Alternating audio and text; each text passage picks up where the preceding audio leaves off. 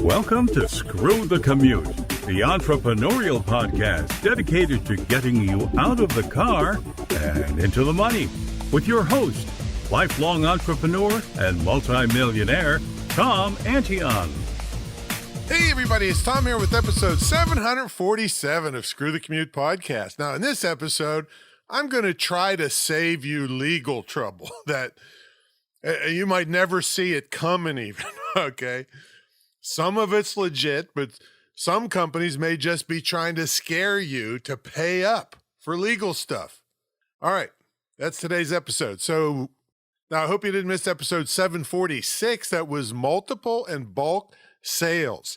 This can really add a lot of money to your bottom line. That was episode 746. Anytime you want to listen to a back episode, you go to screwthecommute.com/ and then the episode number. That was 746. And today is 747. Now, hey, 747 has an airplane too. All right, follow me on TikTok at Digital Multimillionaire and pick up a copy of our automation ebook at screwthecommute.com/automate free. And you will thank me because it'll save you hundreds of hours in the future if you just did a few of the things in that book. screwthecommute.com/automate free. All right, let's get to the main event. So I was watching a video by a guy named Tom Scott. Now, you know he has to be a good guy because of his first name. I'll tell you that right now. Now, this video is pretty long. I think it's about 42 minutes, but he gives you a really good picture of what you can and can't do when it comes to using other people's material. Now, he's not a lawyer, and neither am I, so everything I say today is not giving legal advice. It's just my opinion and some of my personal experiences. So I got the link in the show notes for that. Okay, but I'll give you some basics. You must have the rights to use other people's pictures and videos and text or whatever else they invent in the future. Now, if you don't have the rights, you're opening yourself up to a federal lawsuit. And look at this, fines can be up to be imprisoned for 5 years and up to a $250,000 fine or both. Now, I put the link to the Department of Justice website, their archives. Now, these laws change frequently, so maybe it's $150,000. Either way, you don't want to be in that position to get the feds coming after you for infringement. So check that out. All right, so how do I know about this? Okay, well, I had a nightclub. The investigators slipped in, and just one song we played got me a federal lawsuit, and in 1980s dollars, all right, I think it cost me $4,700 to settle, not counting the legal fees. Believe me, you do not want to be in this position. I've had two people come to me recently with, they had pictures on blog posts that didn't even get that many views, settle for $4,300 and $6,700. You do not want to be in this position. Now, these companies that come after you have software that can detect where their photos and videos and stuff are being used online. They can find you much easier than a normal visitor can, all right? And you may have gotten or heard of someone that's gotten a letter from a company called Pixy, Pixsy. Now, some people consider them kind of spammy. I don't know personally, but I'm including a link to a legitimate law firm that has an article about this company, and I highly suggest that you read that article. It suggests in that article that this company, in addition to sending legitimate copyright infringement claims, is also sending scary threats to people that are using material legitimately. I don't know if this is true or not. Just read the article. And it's a law group that's put it out. There's another company you might want to research, Jukin Media, which was recently purchased, and this is rich, by a company called Trusted Media Brands. Anyway, this video I was watching goes into GIFs and parodies and videos and a discussion of the legal concept of fair use. which has many gray areas.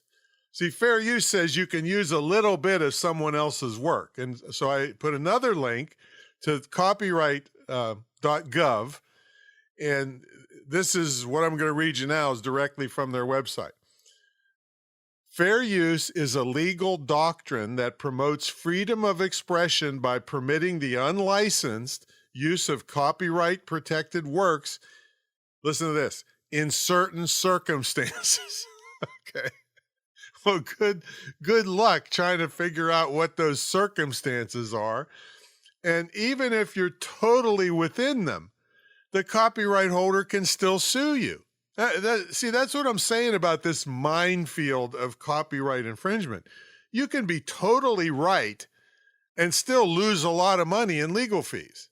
So this video says that legal precedence shows that GIFs are mostly fair use.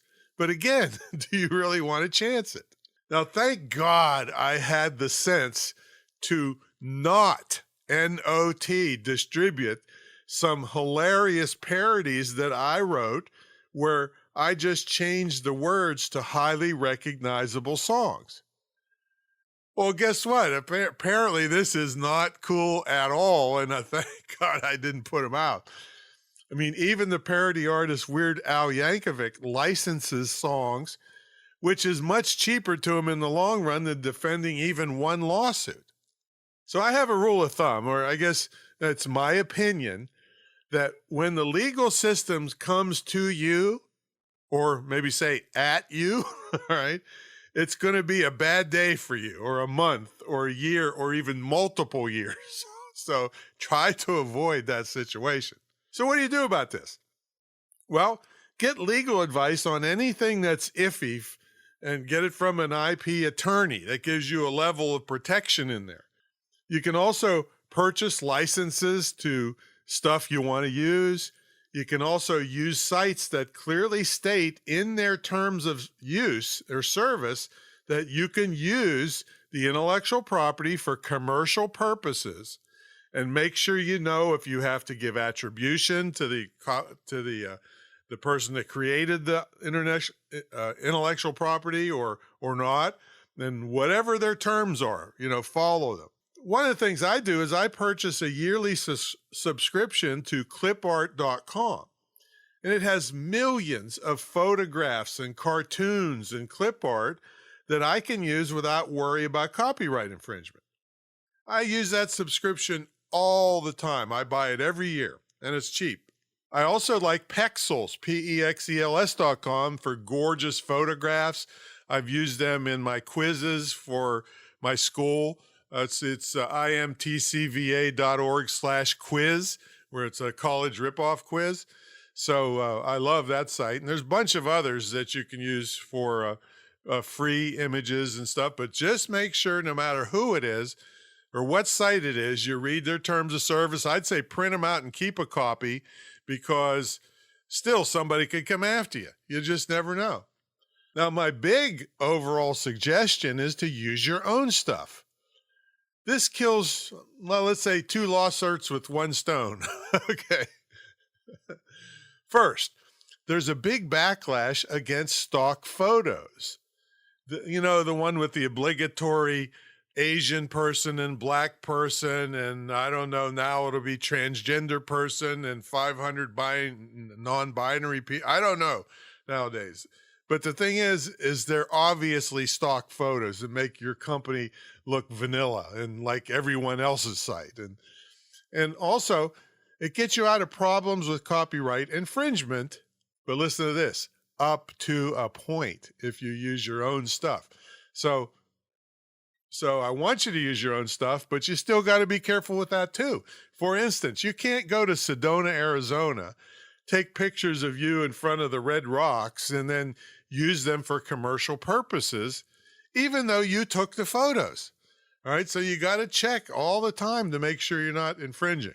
See, I'd rather see a photo of you working with a client, of course, with their permission, on your website, which will make you look real and involved, rather than the BS provided by an ad agency that no one relates to or believes in. Okay? So I highly suggest you slog through Mr. Scott's long video and visit the other links in the show notes, because I don't want to hear that you got slapped with a copyright infringement lawsuit. And you know what? I can assure you, you don't want to hear that either. Okay. All right. So if you like this and all the other kind of things that I can do to help you be successful online, check out greatinternetmarketingtraining.com. It's the longest running, most unique, most successful ever mentor program in the field of internet and digital marketing. And also I have a new program on how to make you a great podcast guest. This can put you in front of tens of thousands or hundreds of thousands of people with a warm introduction from the host. But it's not just, the thing is, people think, well, I'm good, I'm funny, I'll do a good interview. Well, that's only part of it. There's thousands of people that can do that. If you do all these other things that I'm going to teach in this course, you will learn the things that impress the heck out of the host, so they have you back over and over, and they promote you to other podcast hosts and all that stuff. So check it out at screwthecommute.com/great-podcast-guest, and I will catch you on the next episode. See you later.